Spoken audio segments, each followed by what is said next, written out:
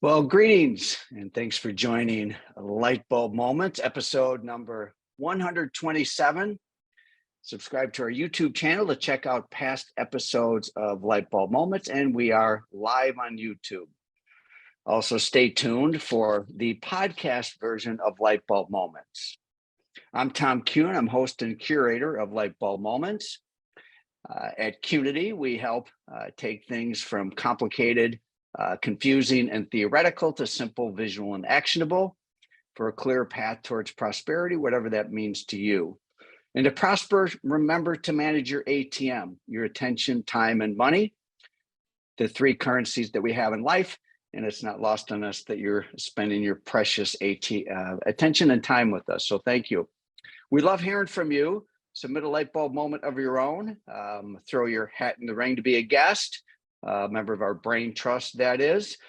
Our last guest was while I was on vacation, and Erin did a Lightbulb Moments takeover with her Money O2 podcast, and she had a great guest, John Mosley. I wish I would have been able to attend live, but I will listen to the podcast when it comes out. So hope you enjoyed that. If you didn't, check it out both on Lightbulb Moments, and I believe Erin's going to offer this as a podcast. A couple things that really relate with the calendar and upcoming events. We have execution workshop coming up just in, I think, 2.5 weeks. It's not too late to sign up. We don't do this course very often. I think the next time we will do it will be after the first of the year, other than some private events we're doing and some virtual versions of Execution SBO. So it is coming up in the Twin Cities here, right by the airport. It's very easy to get in and out. And it is going to have most of our educators and coaches present for this version. So set up, it's not too late. During that session, we'll go through the 5 gaps of business, 8 seasons, 5 functions, 13 weeks. And also we will, excuse me a second here, take you through our execution process. This is a very timely discussion because of September. So we're going to talk about execution a little bit in a little bit here, but join us. Also, we have coming up in Atlanta, Georgia, we have a special session. It's an exit workshop. It really helps those that are thinking of their future, whether they're looking at becoming, entering as an owner or exiting as an owner or somewhere in between. It's really for businesses that want to be intentional about their grow and go strategy. We have a lineup of subject matter experts. I will be facilitating this session. Also, there's a bunch of research that's happening leading up to the session, including transactional research, which I've never seen in my entire tenure in the beauty industry, where we actually break down some of the numbers and transactions. I have some clients and former clients that have been generous in their sharing. So we're going to be sharing some very timely information that deals with valuations, trends, and again, we're going to have a tax expert, wealth management expert. This is a event that is on the day before the 2 to 10 conference. You can go to our website to learn more. Speaking of the 2 to 10 conference, this is for businesses that have between 2 and 10 locations. There's 8 reasons why you should attend 2 to 10. First of all, you have to be eligible to attend 2 to 10, and that is you have to have at least 2 locations and up to 10 locations. And you can go to Instagram and you can go to a website to learn about all the reasons to attend. For example, speakers, thought leaders, networking, collaboration, solutions, strategies, roundtables on all 5 functions: marketing, education, human capital, operations, and finance, access to data and trends, build community and your resources, as well as inspiration and renewed energy. All pretty good reasons.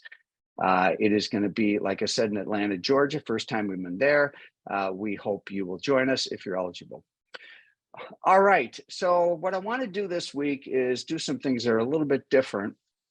I want to really unpack this whole idea of a light bulb moment. And so I'm going to go off sharing the screen here. Okay.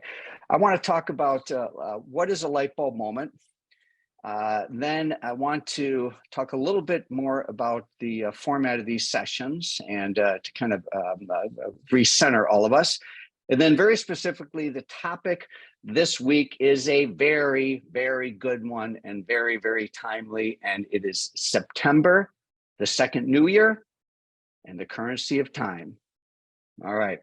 So I hope you enjoy this episode. First of all, let's talk about what is a light bulb moment. So a light bulb moment to me means something to each of us. There's no like a textbook definition, but I would define it as an inspiration, an idea, a thought, a realization, a connection that didn't previously occur.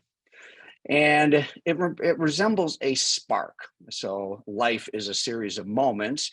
And we could say that these are different moments. They're a moment that has a special energy to it. It's a spark. And a spark can remain a spark, or it can turn into a fire, a wildfire. It can turn into something that could ignite massive, massive action. And I think in our lives, we all have what I would refer to as mega light bulb moments. And a mega light bulb moment, a mega light bulb moment, there's no textbook definition of this, I'm going to give you my interpretation, is one that had those qualities of a special moment, an inspiration, an idea, connection, whatever. But it turns into massive, massive action and directional changes, or thrusts forward in a direction that you're already taken. Or it can cause a pause and say light bulb moment, say, whoa, hold on here. The direction that I'm going or we're going isn't quite the right one. So a light bulb moment can result in a pause. There's some other ways to look at light bulb moments. I love the quote by Thoreau. That is, many have dated the beginning of a new era with the reading of a book. Well, many have dated the beginning of an era with a light bulb moment. And the other thing, I grew up in the Chicago area, and I have a big family and a family of brothers. And I had a brother that used to answer the phone. Normally, you'd pick up the phone and you say hello, and his response was, "This could change everything. Who's this?" That was before caller ID. So it's just that realization that change can come in an instant with a great idea. Having said that, we all know that the creative process or the idea is just one part of success and prosperity. And I believe it was Edison that said life is really about 1% inspiration, then 99% persistence. And the thing is, you can have all the great light bulb moments in the world, but you need to do the work. And Qnity really is founded on several success principles, including the importance of going from knowing to doing. We really love a community of doers. And speaking of that, one of the things that I want to make sure I don't forget to mention, the best way to take a light bulb moment forward is to for many of us, certainly is for me, is to bring it on a 9 grid, because it'll create all these feelings, these thoughts, and these spin-off, and creating some structure and putting your light bulb moment on a 9 grid is a wonderful thing to do. So those that I admire are ones that have taken the light bulb moment and done something with it. So I just want to talk a minute about these podcasts and these episodes. So these episodes really invite you to take a pause midweek and allow the space for light bulb moments, and to be part of a community of growth-minded leaders, unsatisfied with the status quo. And I think we're all driven by making an impact. We do tend to attract those that really have the growth mindset and want to make an impact. Impact can be measured in a lot of different ways. The guests we invite are members of our brain trust, as well as our own curated thoughts and insights, such as ones I'll share with you today. And the only thing better than a light bulb moment is to have a light bulb moment that turns into a string of light bulb moments, a string of light bulb moments through multiple individuals having the same light bulb moment and collectively and collaboratively working forward to do something with the light bulb moment. You literally can move mountains with the right light bulb moments and the right people that are collaborating together to move it forward. At Qnity, I can give you a handful of light bulb moments that help define where we are today. 2 to 10 started with a light bulb moment. I can tell you when and where. It was on a couch during a break at a PBA session many years ago, where a former colleague of mine, I myself was a multi-location owner, had said, Tom, multi-location is different. They have a different business model. They have different metrics. They have different needs. They have different challenges. That was the beginning of 2 to 10. We basically created a category within the beauty industry that was, many had referred to it as small change, whatever, but we coined a phrase, we coined a segment of the marketplace called 2 to 10. And here we are in the 13th year. Started with the light bulb moment. Financial literacy, what we're doing with school, started with a light bulb moment. It wasn't mine. It was Robert Passage of Pivot Point, who called on June 7, 2020, and said, we really need financial literacy for students. We'd like you to curate the program. That's the second light bulb moment. Third one is really about data. We did a little data project last year with a handful of salons. Ended up being about 50, and then it ended up being about 100, and the rest is history.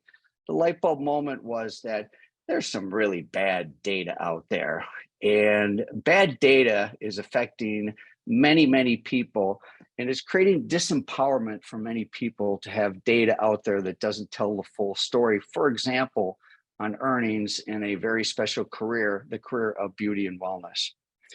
Then the final light bulb moment that also maybe brings us to today is it was about, I would say, 6 years ago, I was invited to help a couple of business owners, two partners, business partners and life partners, that knew that at some point in time they needed to be intentional about the transition of their business.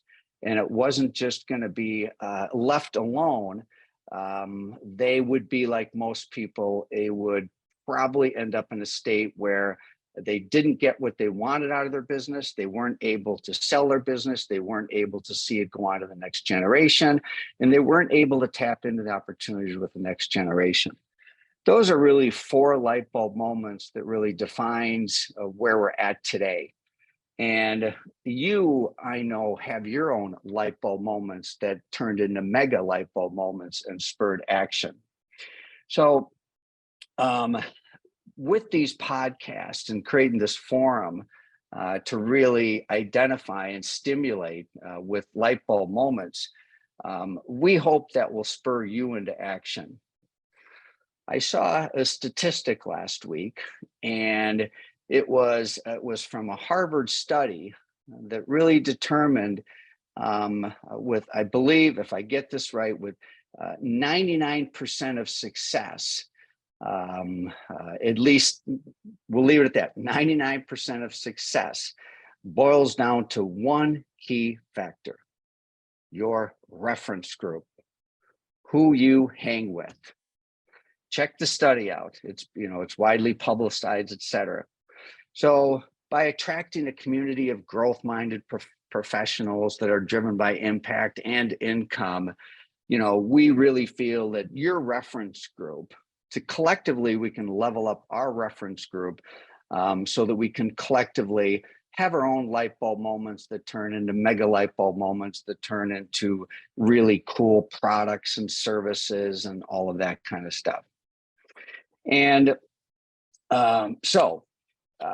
now what I want to do next is really get to the episode that I want to focus on today. So that's a little bit about light bulb moments, a little bit about these episodes, podcast and YouTube. Let's get to next September. All right.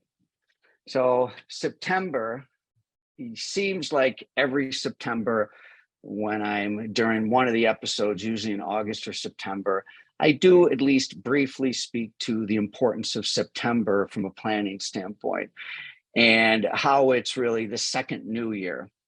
And so I want to give you some examples about the power of September. And I'm also going to give you some personal light bulb moments that I've had, et cetera. But so September is a great month for business. And let me tell you exactly where it may not be the best month for business from a sales standpoint, but it's the best month for productivity. All right, new statistic for you. Here's a study after analyzing 28 million tasks. Workers are most productive in the fall. September, October, and November are the most productive of all. On average, workers get 20% more done in fall compared to winter. It's also considered by many to be the best month to start a business. Now, from a planning standpoint, and so let's unpack this a little bit here. September and why it's so important, and make it a little more tangible for you. It really is a great transition month. And one of the important things in life that really doesn't get discussed very much is the importance of transition periods, days, stages, whatever. Transitions are very important. And September is a massive transition month. I mean, it's back to school, all right? Summer vacations are over. We're saying goodbye and we're saying hello. Many of us are through our summer vacations. Up here in Minnesota, the public outdoor pools start to close. And so, September is a natural month of transition for all of us. We're just used to it, whether it's for 13 years of our life or however we're in school, we're all used to kind of going back to school and that transition month. Well, a lot of that carries on to business and the professional life where we're wired for that transition period. So that's why many businesses refer to it as the second new year. There is an article that is by Jennifer Walker. And as she says that she hears it all the time and sees a shift happening in September. The warm summer months are drifting away and there's a resurgence of energy as we move into fall. Along with the new routine, we find new ideas, new rituals, new goals, new life. The law of rhythm is truly in play. So while this is true in our personal lives, it manifests very strongly for entrepreneurs in the world of business. It's almost like the cooler air gives us a chance to breathe, and hopefully the space you gave yourself during the summer allowed for creativity to flow. So now I've had some major transitions in the month of September. I'm going to give you 4 of them, and in the future, perhaps we'll unpack these a little bit more. So I always celebrate, now it's like a ridiculous number of decades. I'm not actually going to say how many years just because I don't want to. But when I was 25 years old, on September 3rd, 1982, all right, I gave you the math there, I left a big box CPA firm, now known as PricewaterhouseCoopers. And it was a big light bulb moment that spurred action for me. It was not a very common thing for a CPA to go off on their own and become a freelancer at the age of 25 after 2 years experience. But I really didn't find my creativity flourishing. I really wasn't working with the type of clients I wanted to work with. I didn't want to work with big culvert companies and oil and gas, and I wanted to work with entrepreneurial companies. So I took things under my own hand. And my big light bulb moment was at that stage in my life, which was someone that was very, very driven by adventure and exploring the world and doing stuff like riding freight trains across the country. What I learned was that accounting is a very seasonal business, that I could use that to my advantage. And so I realized that I could make more money working on my own during the busy season rather than employed at a big firm like that. And, so my light bulb, risky move, not normal. And so I went off on my own. I became a contract basis accountant. I was a solopreneur for 8 years. Now, I really loved being a solopreneur at that point in my life, but it did lead to me becoming an entrepreneur and then an entrepreneur. But at that stage in my life, it worked for me. And not everybody's wired to be a solopreneur. I was at that stage in my life. And it really became the beginning of a lot of other things that really manifested, helped me gain confidence later in life when I became an entrepreneur. And it also allowed me to really do things that were very important to me, that built my own wealth. Remember, wealth is not always measured in money. I had a wealth of experiences, relationships. And so that was a big light bulb moment at the age of 25, when I went off on my own. Number two, after being in beauty distribution for 4 years, I really was drawn to being an educator and to being an advisor. And so I planned a long transition out of beauty distribution. And I started a business that really was about education and advisory services that bits and pieces still remain within the Qnity footprint today.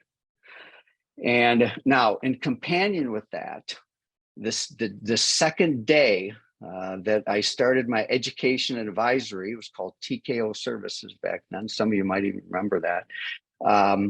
The second day that I started my education advisory services, TKO, I joined the strategic coach program and really learned from Dan Sullivan, who I don't even know how many decades later is still relevant and is one of those, you look at like the physical trainers of elite athletes, like, oh, so-and-so, there's a guy by the name of Glover, I think, and he coached Michael Jordan and all these other people. So he's really like the elite athletic coach. Well, that's Dan Sullivan. Dan Sullivan's like the elite entrepreneurial coach. And at the age of, I think, 79, he's as relevant as he was many decades ago when I joined it. But that light bulb moment of going off to be an educator, be an advisor, and then knowing that there's a lot I didn't know, joining a community, the strategic coach was a really big light bulb moment for me. And again, a lot of what I've tried to bring to Qnity is that level of coaching, that level of thinking, that level of expertise, and make it accessible and to certain underserved markets. So those are really 3 big light bulb moments for me. Some of them going back several decades. So now back to the month of September, and really looking at why that's such a good year or a good time of year to create massive results in your business. And so before I give you, I'm actually going to give you 4 different tips as it relates to the currency of time. So 4 very tangible things that relate to planning or planning system, et cetera. Give me a minute, we'll get to that. So moving into September and moving from, in my case, sort of an end of summer vacation into September is another area of transition. And I was reading this super interesting article about sometimes you really do need a vacation to recover from your vacation. Can any of you relate? If so, please put it in the chat. Can any of you relating with needing a vacation to recover from your vacation? The kind of vacations that I take tend to be active vacations. We tend to do a bunch of stuff, this particular year, I don't want to bore you with my vacation, but it was a very special vacation. It was a road trip, 15 days, 14 nights, 3,500 miles, family, friends, all over. I mean, it was an amazing road trip for another day. Okay. But I did feel, in spite of doing certain things to allow for a transition, that the reentry period is something that many underestimate. And they say, oh, I'm going to be gone. In my case, I was going to be gone, 15 days and jump right back in, well, you don't jump right back in. And sometimes you do need a vacation to recover from a vacation. And, sometimes vacations can be stressful. And in my particular case, it wasn't stressful. It was an awesome 2 weeks and it really was very low stress. But so long periods of work exertion mixed with short periods of rest, then ramping up to exertion, it can result in a different kind of burn, which is burnout. So one of the things that consider doing as you have a summer vacation or any vacations is the recovery period. And there's this feeling, many, that the guilt, and so you get back, now you have this long to-do list and all of that. Says research says that planning a post-vacation leisure activities can help prolong the fade out period if it encourages relaxation. So anyway, so I'm specifically speaking not necessarily to September, but really the idea of vacations. So, and reentry for greater productivity. All right, now I'm going to get to 4 different insights on the currency of time and how that relates to September, and just common things that we hear when it relates to planning and all of that. All right. So again, September is a great month for planning. It's a great month for launching new initiatives. And it's also a great month to sort of, back to vacation after vacation, is extend the pause a little bit. So in September, it's good to just take some time at the beginning of September to resettle, extend the pause. If you have an active family with kids in school and stuff, you know what I mean? Just take that time to get settled in. So I'm going to get to a few different topics related to planning and September and our planning system. Okay, so first of all, let's really talk about the importance of planning. Planning equals profits. We did a study several years ago, and many in the 2 to 10 project wanted to find out what was the difference between those that has measurably higher profitability. What was the X factor? So why did salon X do better than salon Y? What were the qualitative factors? Well, what we determined was that planning was the qualitative factor, and it was the most measurable area of difference between high and low profit. So to be blunt with all of you, planning equals profits. Now, does planning happen? Planning generally doesn't happen. A very small percent, and we have data on this, a very small percent actually do the basic plans needed in a business. An operating plan, which is essentially what the team is going to do to move forward the 5 functions of the business. And then there's plans within an operating plan, such as a budget, a capital spending plan. So there's more than one plan in a business. It's important to really break them down, which most businesses, they don't do. They confuse the difference between a strategic and an operating plan, for example. Now, so planning equals profitability. Very few are actually planning. For those that do plan, only 13% actually execute their plan. But we also know that humans do well with the chunking of time. And think about the invention of the clock. It was a craving to really create structure around time. And we do well with chunks of time. We do well chunking times and creating rhythms. And remember, structure equals freedom. So second insight, beyond planning equals profitability, few actually do it, it matters, and the need to chunk time. The second is, when do you sync your plan with others, and when do you have your own plan? Well, I'm going to tell you, I'm going to break this one down. So we have multiple planning systems that fit within an overall planning system for small businesses. And it's the crux of the execution SBO workshop that's coming up. And it uses a lot of planning research, and more importantly, it uses planning tools and training and practices to allow you to become more profitable, have a better competitive edge, and a great culture. So we have multiple planning tools, with probably the most popular, it's becoming the most popular, is our 13-week planner and tracker. So I'll give you an example of when you really, how you use that as an organization, as an individual. So I'm a total believer in syncing up plans as a team. It's really the only way that you can move forward, is to follow the same rhythm, the same dates, and to move it together as a team. So I do that, I support that, teach that, et cetera. But then even within that, what I find is sometimes I have my own planning sessions within that. I might have a little different dates. Like, for example, there's certain natural dates that that apply to an individual, such as myself. So I have had three 13-week plans this year, and they've had dates leading up to significant milestones. For example, the first planning period for me this year, other than being part of the overall planning process, was really leading up to the fill. So it kind of goes back to, I think it was a February vacation I took. And it was right after that, it was 13 weeks leading up to fill. And it was super productive.